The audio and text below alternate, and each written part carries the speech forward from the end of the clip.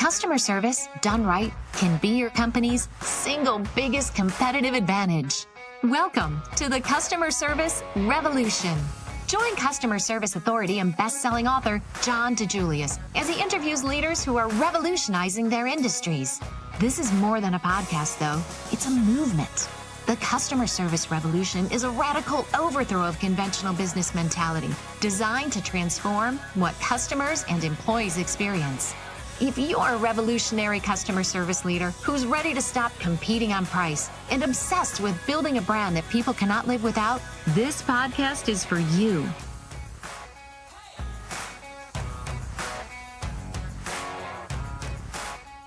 Welcome to the Customer Service Revolution podcast with John DiJulius. I'm Denise Thompson, managing partner for the DiJulius Group. And today I'm talking to John about creating consistency when you have multiple locations. So whether you're a franchisor, or you are just working to scale your business into multiple locations, we're going to be talking about that today. How are you, John?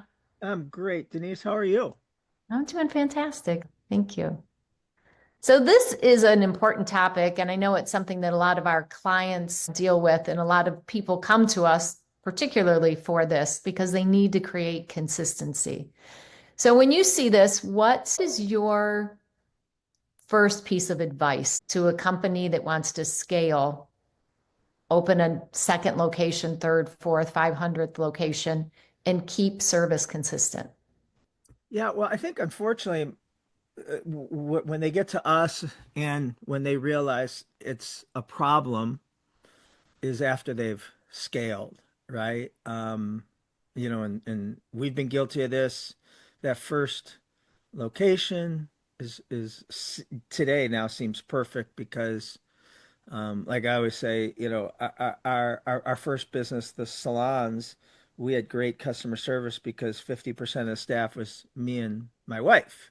So whether you got it or you didn't, you had to act like you got it. Then as we started having more success and growing, meaning more locations, our customer experience went backwards because we weren't everywhere. And we weren't obsessed, or we couldn't be obsessed with the type of employee we were hiring anymore, because back when we needed one, we'd interview 15 and find the perfect one. Well, now when you need 15, you know, you're interviewing 18, and the only reason why you're interviewing the extra 3 is because they didn't take the job, right? So you're settling. One of my favorite quotes to this is, nothing will ruin your customer experience faster than rapid growth, because you start compromising. So yeah, if you could, ideally, you want to button up your systems, create the proof of concept, I think, which a lot of people do. But then as you grow, you got to make sure you attract and grow at the pace your business needs to survive that initial reputation versus just growing to scale. And that's hard. That's really hard, to turn down the opportunity of more customers and more franchisees if that's the business model. You mentioned button up your systems. Go into that a little bit. Well, we like to say there's 6 components of an experience. Any business, right? There's the physical, where you're at, location, parking, traffic. Can they get to you off a freeway? Do you have they can't turn left to get down your street? I mean, those are all things we deal with, and those also aren't things you can change within a week's time, right? Moving, knocking down walls and all that. But those are still things you have to consider. Then the second one is the atmosphere, let's say. What's it like? The aesthetics. Those are things you can change. Some quickly and some, a little bit longer, but the decor, the build out, the updating, all those things. Then there's the operational, how easy are you to do business with, your hours of operation, products, inventory, all those are critical. Processes. There's a technical, which is from your technology, equipment, to the technical expertise of your staff and training. And then I don't know if I gave 4 or 5 there: physical, atmosphere, operational, technical. So I'm at four. I'm missing one. I know that the sixth one is the hospitality side, how we're making people feel, the training on that, the genuine hospitality that the employees realize that they're the experience. It's not just about the technology and all that. God, I'm blanking, but we'll look it up. Functional? We're talking what? Functional?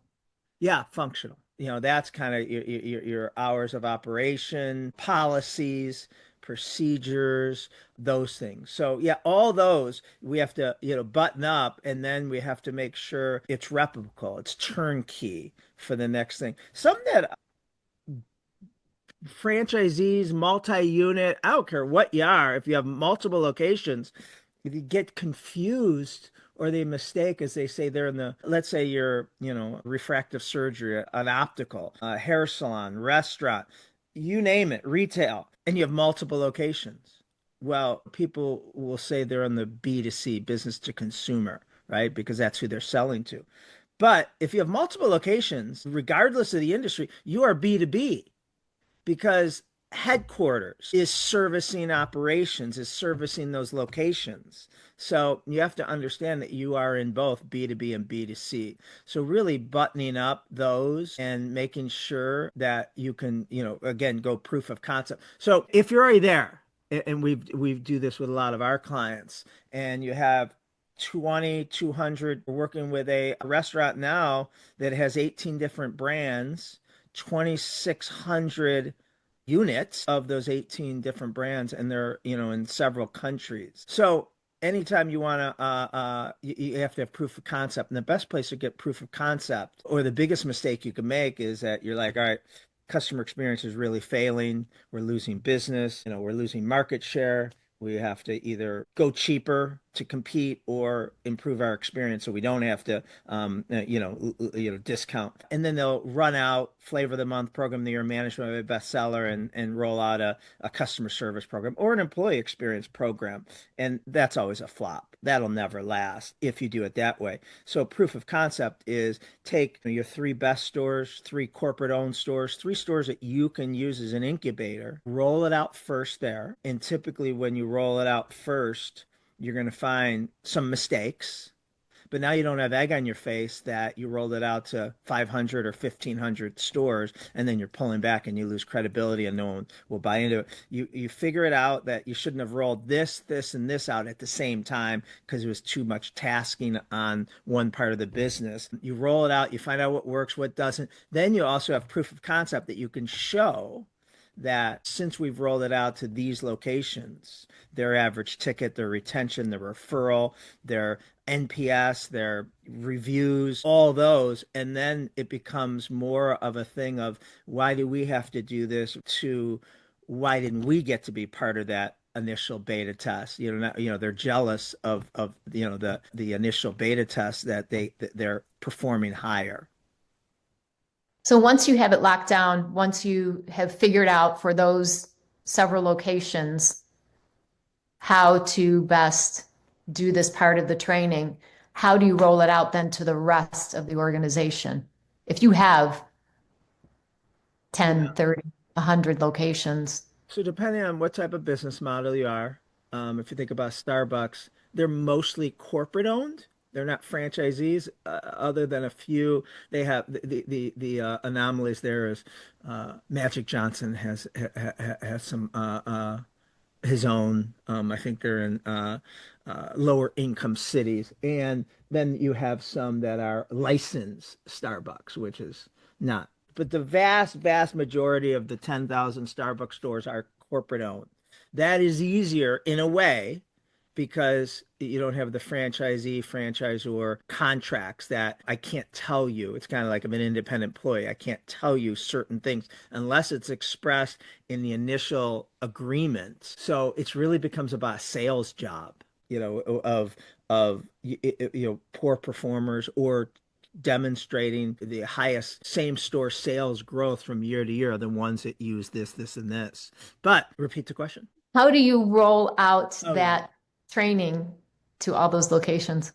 So again, we say there's 6 steps to launching a successful, probably anything, but first one is you create the systems, the best practice that we're gonna, you're gonna start using Ford, or you're gonna, the nevers and always, What does that mean? You're going to start using Ford? collect family, occupation, recreation, and dreams, and mention something and mention their name two or more times. Do the 5 E's: eye contact, enthusiastic greet, ear to ear smile, engage and educate. Simple, low hanging fruit. Journey mapping, which is, we call it creating your signature customer experience. And that's really important because, if you think about the great brands that have made price irrelevant, brands that when you ask what are brands people can't live without, they become the majority of the answers. And that could be anyone from Amazon to Starbucks back in the day. They're struggling right now. Absolutely. Chick-fil-A on the West Coast, In-N-Out Burger, Apple, American Express, Lululemon has been, mentioned. Walmart has been, or no, I'm sorry, Target has been mentioned. Do you have any, Denise, that you either hear or own? I think you hit on mine. Yeah. Which ones? Apple's a big one. Yeah. Lululemon. Yeah. Yeah. So, whichever ones are, it might be a Lexus or BMW or, at one time Tesla, I think was maybe in that running. Um, if you think about them, they all have Nordstrom's, they all have a signature experience that's unique, unlike, anyone in their industry before them. And now people are trying to knock it off. But, you can tell that, when Nordstrom's opened up, in an area, and they do the things where they carry the bag around the counter instead of handing it to you, right? That's a Nordstrom signature experience, that, in our area 25 years ago when they opened up, Dillard's would try to do that, but they weren't doing it right or consistently, or, but you'd know it was a compliment to Nordstrom's. But anyway, so you create the systems, and then you launch it. So creating is easy. I mean, you got to create it. It's got to be realistic. You got to make it practical. I think the biggest mistake that companies make is they'll say, deliver a great experience, be customer obsessed, go above and beyond. I mean, if you tell 500 people that, you'll get 500 personal interpretations. So it has to be very prescriptive. What is prescriptive? Again, I love the 5 E's: eye contact, enthusiastic greet, ear to ear smile, engage, educate. Get the customers and introduce yourself. Thanks for calling ABC. This is John. Whom do I have the pleasure of speaking with? You give me your name. If the automated caller ID didn't pull up your account, I can now pull it up and see that you've been a VIP, a client for 10 years, or you just came in for the first time a month ago. But I can stay a couple steps ahead of you, say, how's your job at Progressive? All those things, right? Now you create it. But you don't launch it all at once. You launch it in small parts, and this is so the first step is created. The second step, is what you're eating the elephant one bite at a time. Beta tested at your departments or your stores, get proof of concept, and now you launch it company wide. And whatever that looks like, a perfect world, you get everyone in an auditorium. That's usually not practical, especially if you're all over and you don't want to close your operation. So that might be over the course of a week, doing a road show or Zoom or whatever. But you gotta launch. Hey, here's what we're doing. Here's the training materials. Here's what maybe we're just doing it to managers and trainers and GMs. Here's what you need to do next week. Here is the training materials that they've been sent to you. Here's what you're going to give them. Here's the videos you're going to show them, blah, blah, blah. That's usually where people stop. And that's why it fails, because then it's just flavor of the month, program of the year, management bestseller. It was a rah. We're all excited, but in 2 weeks, no one's actually doing it. So now step one is create it. Step two is launch it, train it. Step three is certify it. Just because you sat and watched a video or attended a conference, two things. One, doesn't mean you paid attention, right? Or two, doesn't mean you absorbed it and bought into it. So now certify. All right, Denise, you just watched this 45-minute training, whatever that may be. What are the 5 E's? Here's 10. What are the 5 E's? What does Ford mean? How do you, do that? Whatever those things are. And then you implement it. All right, effective June 1st, it's going to be, law. So I suggest in April and May, start making it a habit. But June 1st, you're going to be held accountable and talk about what that looks like. Mystery shoppers, obviously, managers, hopefully modeling it and inspecting it. Part of your customer satisfaction. Hey, did we use your name two or more time? Before we hung up, did we ask you if there's anything else we can do? Then we measure it, measure that it's being done, and measure that it's having an impact on all your KPIs, referrals, retention, customer satisfaction, NPS. And then the final step is sustain it. Do it again. Keep on doing it. There's no ribbon cutting ceremony. You never arrive, and probably besides doing, phase one, now you're going to introduce phase two. So always make phase one low hanging fruit easy. So we're successful. People see that they like it. They like how they're being treated. They like how the reaction they're getting. It wasn't that hard. And then they're going to buy into the next phase. And that's not only the frontline customer facing employees, but that's the GMs and the franchisees who are all about how much is this going to cost me? Is this going to increase payroll? Is this going to be, you're taking, I have to train my employees. All those are expenses if they do impact those. So you want to make sure that the ROI is there. And that's part of measuring. Great. So once you have people trained, once it's rolled out, once you're measuring it and it's happening consistently, that's great for all the people that were there originally. What do you do for new people coming in, new managers? How do you get them up to speed? That's a great question. And so everything we do when we work with a client that we just outlined is replicated for new employee orientation. So, that training will be mandatory training, and that certification and the testing will be mandatory part of their first week of new employee orientation on the customer experience things. And sometimes they're easier to train because they don't have the habits. They aren't saying, well, we've never had to do this before. We've always done it this way. However, the best training in the world for new employees will evaporate once they get in the job, and if they see that the existing employees don't do it. And then they say, well, I thought we were supposed to use Ford. I thought we were supposed to use a white cape for new customers and a black cape for existing. And the new employees say, no, we don't really do that. You have to, the hardest is attacking the existing generation of employees, and it certainly can be done. It gets done every day. But at the same time, you replicate that training for the new employees. You just have to make sure you're not sending them out there to an environment that is not executing what you've just taught them. And how often do you recommend that companies review this, go back through the training, check to see what's working, what people are still doing, or maybe what's changed? Maybe we've decided this doesn't work as well as it used to. Now some locations are doing this instead. Maybe this one's doing something a little bit different. Yeah, so the best companies in customer experience, again, realize it's not an annual thing. Annual customer experience training is like deodorant. Within time, it wears off and the odor comes back, right? And they literally touch the experience daily. And people are gonna be like, oh, what are you talking about? That's unrealistic. And so, anything you want to, be effective in your life, you got to create daily habits, brushing your teeth, working out, feeding your mind with positivity, all those things. And we call it TOMA, TOMA, top of mind awareness. And so the daily isn't as hard as you think. It might be a pre-shift huddle of saying, all right, everyone, today is, January 5th, Wednesday, and, so and so's called in sick. Maybe it's a snowstorm, out there. Schools are closed. We'll have more kids, less kids, something. And then they end it with, with a couple things. They'll say, all right, who can tell me what our customer experience action statement is? And then maybe Denise, you rattle it off and say, well, Denise, that's great. You work in front of the house. What about for you, Jeremy? You work in back of the house, or you work in corporate, you work in the warehouse. Well, how does that mean to you? The next day it could be, who can tell me what one of our pillars are? Expertise, no more. All right, what's that mean to you? Because you work here. What's that mean to you that you work here? And the next day it could be, all right, if the never is never, overshare. What's the always? And someone says, just I just take care of it. Well, someone give me an example of where they've been guilty of or caught themselves about to overshare? And and it's just a 30-second hit.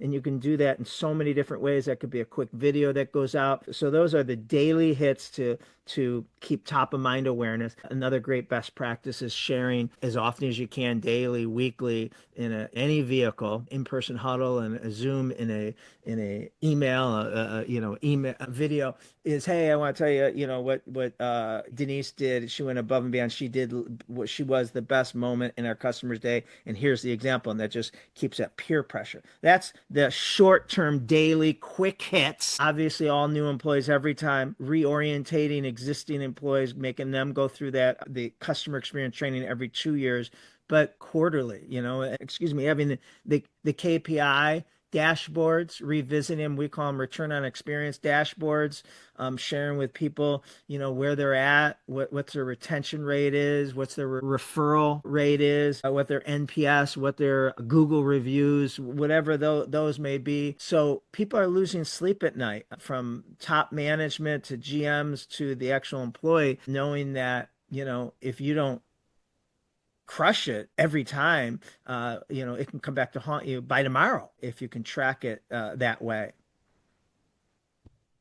You talked about huddles, and I think that's a really strong piece for a lot of organizations that, from Home Depot to Chick-fil-A, that keep people on the same page. What if you're in a business where it's difficult to get people together? Maybe you don't have typical shifts. What do you recommend in those scenarios? Yeah, so we always say, if it's a place where people come to work, and the work from home, remote flexibility working is harder. Well, you do it with 25% of the staff and record it, and the rest can watch it later. Or you just do a video and you send it to everyone on whatever vehicle everyone gets their internal so it might be one person talking, doing the huddle, but people can comment, leave comments, share like that. So it's easier today with the technology. Doesn't And have to be everyone at 8 a.m. that's going to work today or work this shift.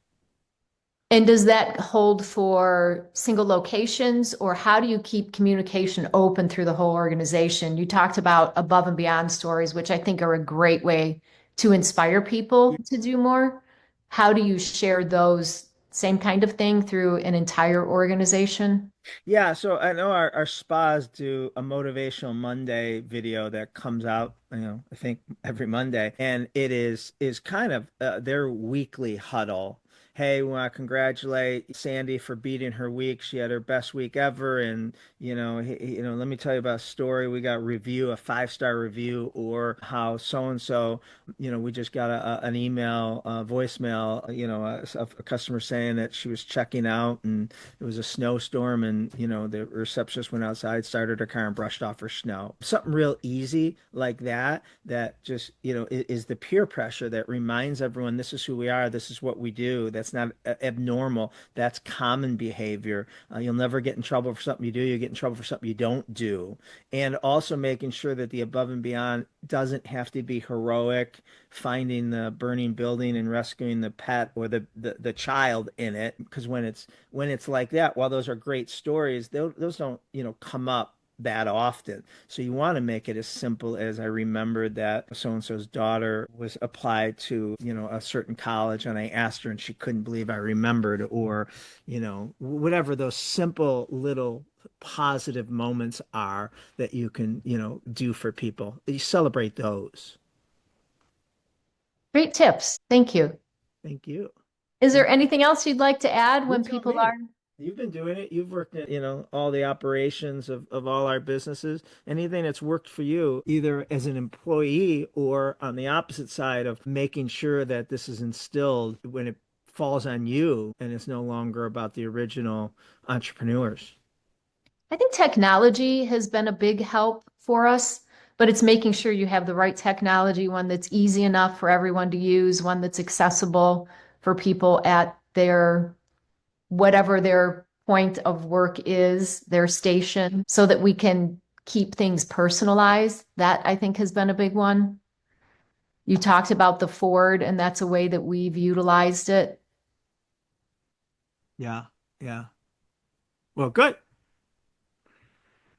That's all for today. We still have the live streams going on. Streams are virtual quarterly workshops that you can have your key people on, and they're actual workshops. They're not just lectures. We give you examples and we give you time to work on it, and you get to ask and share and ask us right there live. And for anyone that can't be on it live, you can share it with team members and do it with them.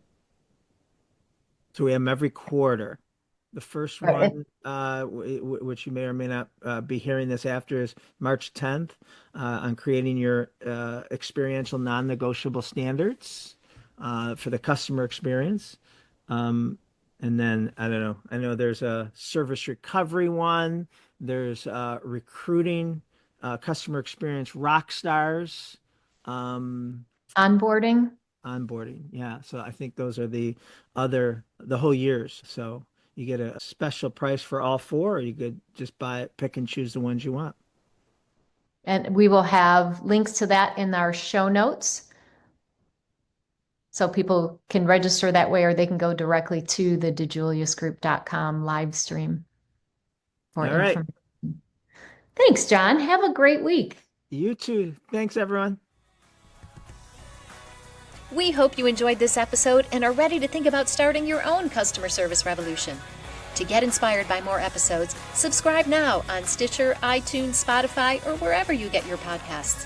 Thanks for listening and for being part of the customer service revolution.